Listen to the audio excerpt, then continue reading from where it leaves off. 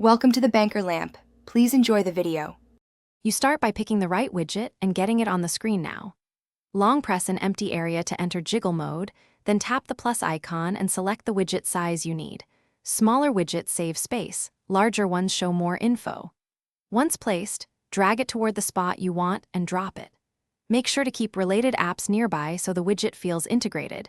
That reduces accidental moves and keeps your home screen organized. Once the widget is on the screen, customize and anchor it so it stays. You can create a stack or folder to combine widgets and swipe between them. That saves space and prevents accidental removal. Open the widget settings to set data sources and refresh frequency so it updates predictably. Then, align it to the home grid, and if your launcher or OS supports it, enable layout lock or grid snapping. This reduces movement when you add or rearrange other icons. Finish by securing the layout and verifying the widget functions.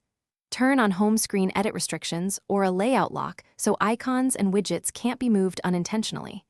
If a widget vanishes or shows stale data, restart your device and re-add the widget. If that fails, reinstall the app and confirm background refresh and battery optimizations aren't blocking updates.